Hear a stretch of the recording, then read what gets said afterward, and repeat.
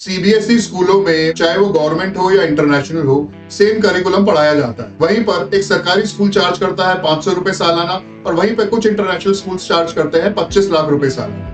इतना डिफरेंस क्यों? वो ऐसा क्या पढ़ा रहे हैं? जब आप इतनी मंथली फीस देते हैं तो extra curricular activities should be part of that fees only. 1 से 8वीं तक के लिए सभी सरकारी स्कूलों में बच्चों की एजुकेशन फ्री है। कुछ लोग तो अपने बच्चों को पब्लिक और इंटरनेशनल स्कूल्स में इसलिए भी पढ़ा रहे हैं कि उनको अपनी सोसाइटी में ये लगना चाहिए कि उनके बच्चे एक बहुत अच्छे स्कूल में पढ़े। स्कूल से कोई भी पैसा घर नहीं लेके जा सकते। जो भी आप कमाएंगे वो बच्चों और स्कूल की बेहतरी के लिए लगाएंगे और ऑडिट्स इनके रेगुलर होने चाहिए, जिससे कि इन पर एक नकेल कसी रहे और ये पेरेंट्स से मन मर्जी के पैसे ना मांगे और लूटे ना।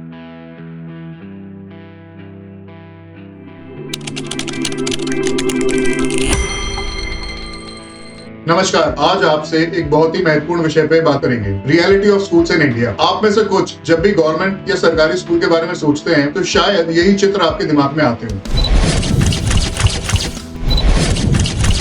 पर यह पूर्णतः सच नहीं है। पिछले कुछ सालों में गवर्नमेंट स्कूलों में काफी बदलाव आया, इंफ्रास्ट्रक्चर काफी इंप्रूव हुआ है और एजुकेशन का लेवल भी काफी इंप्रूव हुआ है।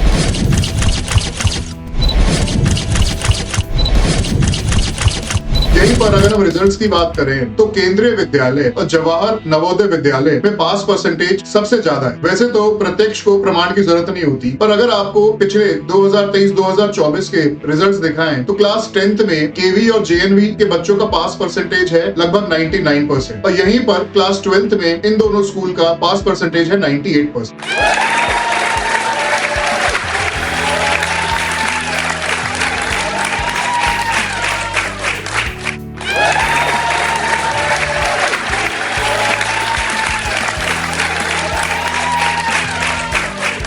सीबीएसई स्कूलों में चाहे वो गवर्नमेंट हो या इंटरनेशनल हो, सेम करिकुलम पढ़ाया जाता है। वहीं पर एक सरकारी स्कूल चार्ज करता है 500 रुपए सालाना और वहीं पर कुछ इंटरनेशनल स्कूल चार्ज करते हैं 25 लाख रुपए सालाना। इतना डिफरेंस क्यों? वो ऐसा क्या पढ़ा रहे हैं?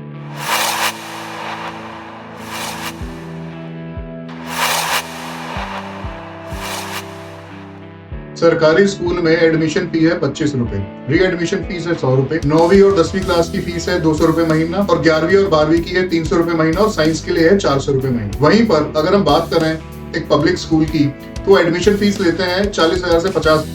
अगर आप कैलकुलेट करें तो जितनी आप एडमिशन फीस एक पब्लिक स्कूल में देते हैं खाली बच्चे को एडमिशन कराने के लिए, उतने में आप बच्चे की पूरी एजुकेशन करा सकते हैं। As per constitution of India article 21A 1 से 8वीं तक के लिए सभी सरकारी स्कूलों में बच्चों की एजुकेशन फ्री है, यानी कि आपको 1 से 8वीं के लिए कोई पैसा खर्च नहीं करना पड़ेगा। तब भी माता पिता अपने मेहनत की कमाई इन पब्लिक स्कूलों को देते हैं कि उनके बच्चों को उच्च शिक्षा मिले और उनका एक उद्देश्य ये भी होता है कि पब्लिक स्कूलों में पढ़ाई के साथ साथ एक्स्ट्रा करिकुलर एक्टिविटीज भी कराई जाती है।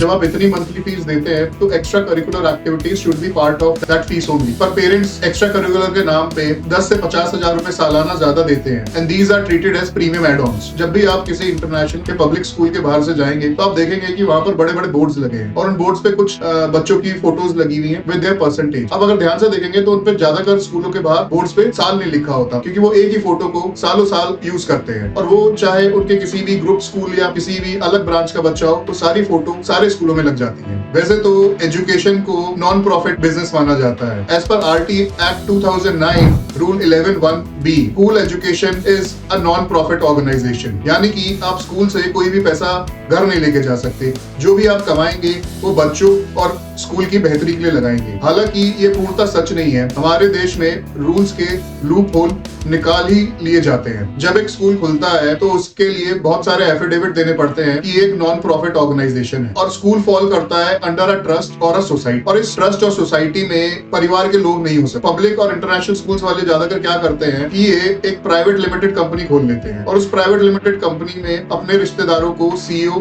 या हेड बना देते हैं। अब जब भी स्कूल्स को कोई सप्लाईज की जरूरत पड़ती है तो सारा ऑर्डर उस प्राइवेट लिमिटेड कंपनी को दे दिया जाता है मनचाहे रेट। इससे वो प्राइवेट लिमिटेड कंपनी तो खूब पैसा कमाती है और स्कूल के पास कभी भी पैसा नहीं रहता है अपने टीचर्स को देने के लिए या स्कूल को इम्प्रूव करने के लिए। पब्लिक स्कूल वाले आपसे मंथली फीस तो लेते ही हैं, पर एग्जाम के टाइम पर वो एग्जाम फीस और लेते हैं। जब एग्जाम फीस लेनी है तो उसे आप ट्यूशन फीस में क्यों नहीं ऐड करते? एक रीजन ये भी है कि वो एग्जाम फीस अपने हिसाब से कभी भी बढ़ाई और घटाई जा सकती है। घटाई स्कूल वाले घटाते तो कुछ है ही नहीं, अपने हिसाब से बढ़ाई जरूर जा सकती है। अगर आप सब्जी भी लेने जाते हैं तो दुकानदार से मोल भाव करते हैं। स्कूल के टाइम पर आप लोग एकदम चुप्पी साध लेते हैं, क्योंकि आपको ये लगता है कि अगर आप स्कूल में कुछ कहेंगे तो उसका सीधा इम्पैक्ट आपके बच्चों पे पड़ेगा। कुछ लोग तो अपने बच्चों को पब्लिक और इंटरनेशनल स्कूल्स में इसलिए भी पढ़ा रहे हैं कि उनको अपनी सोसाइटी में ये लगना चाहिए कि उनके बच्चे एक बहुत अच्छे स्कूल में पढ़ते हैं, चाहे पब्लिक स्कूल में उन्हें 10 गुना ज्यादा पैसे देने पड़ रहे हो और एजुकेशन उससे कम प्राप्त हो रही है। आप एक उदाहरण के तौर पे समझिए, अगर आप हर महीना अपने एक बच्चे की फीस में 10,000 रुपए कम देते हैं और आप उस 10,000 रुपए को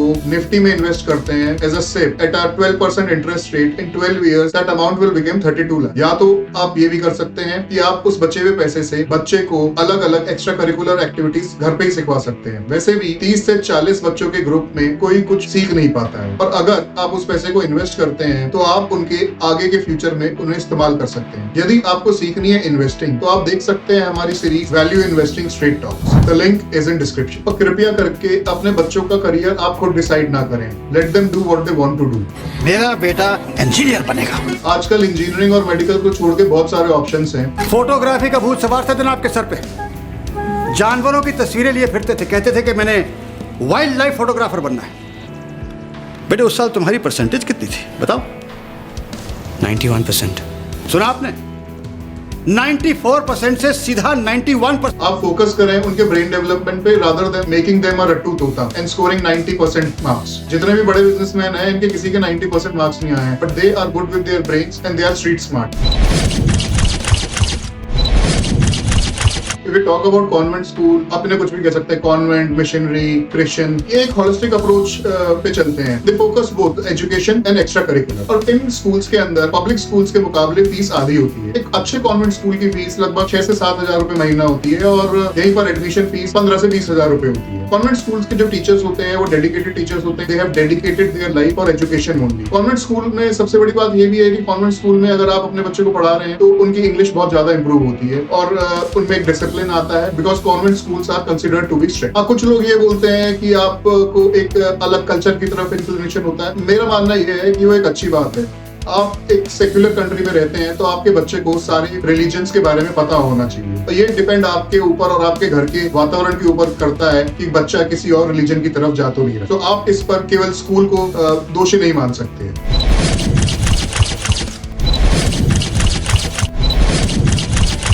अगर हम बात करें इंटरनेशनल स्कूल्स की तो वो तो पब्लिक स्कूल से 4 गुना आगे ही है। ज्यादातर मेरे को ये लगता है कि जो माँ बाप अपने बच्चों को इंटरनेशनल स्कूल्स में पढ़ाते हैं वो केवल अपना एक सोसाइटी में दबदबा बनाने के लिए पढ़ाते हैं। उन्हें लगता है कि वो अपने बच्चों को इंटरनेशनल स्कूल्स में पढ़ा रहे हैं तो बहुत कुछ नया सीख लेंगे। इंटरनेशनल स्कूल्स में ज्यादातर करिकुलम में French, German, horse riding, swimming ये सब ऐड करते हैं, और इसके एडिशनल चार्ज भी करते हैं। मैं आपको एक बात बताता हूँ, आप 8वीं या 10वीं तक के बच्चे को अगर फ्रेंच या जर्मन या कोई भी लैंग्वेज सिखाएंगे तो उसका कोई ज्यादा फायदा नहीं। अगर उन्हें आगे लैंग्वेज में आगे बढ़ना है तो उन्हें किसी ना किसी प्रोफेशनल इंस्टीट्यूट से सीखना ही पड़ेगा, और जब वो 12th के बाद ये सीखना शुरू करेंगे तब तक वो सारी चीजें भूल चुके होंगे। क्योंकि घर पर अगर आपको फ्रेंच और जर्मन आती है तो बहुत अच्छी बात है, नहीं तो 99% घरों पर फ्रेंच और जर्मन बोली नहीं जाती हमारे देश में। हमारे देश में तो इंग्लिश भी नहीं बोली जाती, ज्यादातर अपनी रीजनल लैंग्वेज ही बोली जाती है। तो it's a purely a waste of money. International schools में आप अगर देखेंगे तो ज्यादातर बच्चे केवल रील्स देखते ही दिखेंगे। वो एक बच्चों के बिगड़ने का बहुत बड़ा रीजन है आजकल। The take away from this video is कि आप अपने बच्चों को चाहे किसी भी स्कूल में पढ़ाएं, आप उसे पढ़ाने के लिए अपने ऊपर बोझ न डालें, या फिर अपना एक सोसाइटी में स्टैंडर्ड बनाने के लिए उसे ना पढ़ाएं। आप ये देखिए कि आपके बच्चे के लिए जरूरी क्या है और ठीक क्या है, और आप उस पैसे से जो आप अपने बच्चे के एजुकेशन में इन्वेस्ट करना चाहते हैं उसे आप कैसे बेहतर तरीके से इन्वेस्ट करें। वैसे तो हमारी सरकार को भी